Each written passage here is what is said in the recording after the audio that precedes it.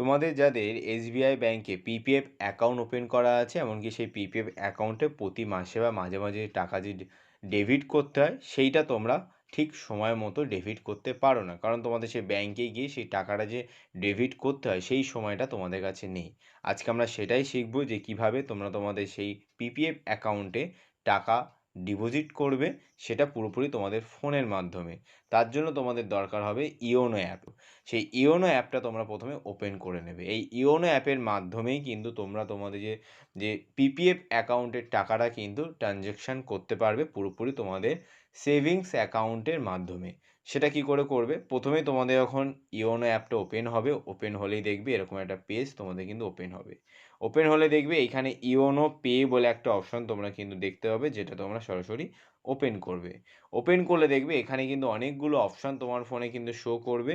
ওপরে দেখবে বড় করে লেখা আছে ব্যাঙ্ক অ্যাকাউন্ট। সেই ব্যাঙ্ক অ্যাকাউন্টটা তোমরা এখান থেকে ওপেন করবে। ওপেন করলেই দেখবে এখানে কিন্তু একটা অপশান তোমরা লক্ষ্য করবে ওন অ্যাকাউন্ট। এই ওন অ্যাকাউন্টে তোমরা যখন টাচ করবে, এখানে কিন্তু দুটো অ্যাকাউন্ট তোমরা কিন্তু লক্ষ্য করতে পারবে, দুটো অ্যাকাউন্টের নাম্বার। প্রথমটা হচ্ছে তোমার সেভিংস অ্যাকাউন্ট, দ্বিতীয়টা হচ্ছে তোমার কিন্তু পিপিএফ অ্যাকাউন্ট। তোমাদের যে পিপিএফ অ্যাকাউন্টটা সেটা তোমরা এখানে সিলেক্ট করে নেবে। সিলেক্ট করলে দেখবে নতুন একটা পেজ খুলে যাবে। এখানে কিন্তু খুব ঠান্ডা মাথায় বোঝার চেষ্টা করবে, তোমরা এই পেজটা ভালোভাবে কিন্তু দেখে নেবে। প্রথম যে অ্যাকাউন্টটা দেখতে পাচ্ছ সেটা কিন্তু তোমার পিপিএফ অ্যাকাউন্ট, আর নিচে যে অ্যাকাউন্টটা তোমরা কিন্তু এখানে দেখতে পাবে সেটা হচ্ছে তোমার সেভিংস অ্যাকাউন্ট বা পার্সোনাল অ্যাকাউন্ট। এই পার্সোনাল অ্যাকাউন্ট থেকেই কিন্তু তোমার পয়সা কিন্তু ট্রানজ্যাকশন হয়, তোমার পিপিএফ অ্যাকাউন্টে কিন্তু ট্রান্সফার হবে।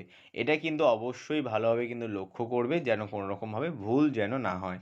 নিচে তোমার টোটাল অ্যামাউন্টটা তোমরা দেখতে পাবে।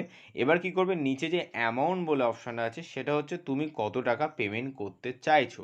আমি এখানে সাপোজ তোমাদের জাস্ট দেখানোর জন্য আমি এখানে 500 জাস্ট লিখলাম। কি করবে, নিচে যে select your purpose, select your পারপাসটা অবশ্যই ম্যান্ডেটারি। তুমি কোন পারপাসে তুমি ট্রানজ্যাকশান করছো সেটা কিন্তু এখানে উল্লেখ করবে। জাস্ট ডিপোজিট ফর ইনভেস্টমেন্ট এটা তোমরা অবশ্যই উল্লেখ করে দিতে পারো, বা অন্য কোনো লোন বা অন্য কোনো অপশান তোমরা চুজ করতে পারো। তোমাদের অ্যামাউন্টটা সিলেক্ট করার পরে জাস্ট নিচে দেখবে নেক্সট অপশান আছে, নেক্সট অপশানে তোমরা এখানে টাচ করবে।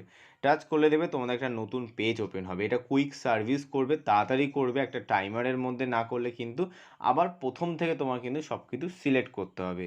একবার এখানে সব কিছু ভেরিফাই করে নেবে যে তুমি কোন অ্যাকাউন্ট থেকে কোন অ্যাকাউন্টে টাকাটা তুমি ট্রান্সফার করছো, কত অ্যাকাউন্ট ট্রান্সফার করছো, পুরোটা দেখা হয়ে গেলে জাস্ট এখানে কনফার্ম করে দেবে।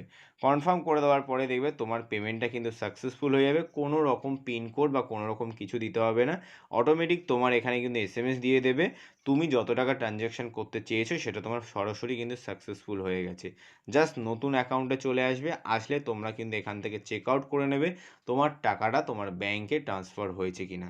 যদি এসবিআই অ্যাকাউন্টে বা ইওনো অ্যাকাউন্টে যদি কোনো রকম সমস্যা হয়ে থাকে, কীভাবে লগ ইন করবে এই নিয়ে নতুন ভিডিও তোমাদের জন্য আপলোড করা আছে। তাছাড়াও যদি তোমাদের যদি অন্য কিছু সমস্যা যদি হয়ে থাকে তবে অবশ্যই সেটা কমেন্টে আমাদের জানাও, আমি সেই মতো নতুন ভিডিও আনার চেষ্টা করব। আজকে ভিডিওটা এখানে শেষ করছি, আবার দেখা হবে নতুন ভিডিওতে। ততদিন তোমরা সুস্থ থেকো, ভালো থেকো।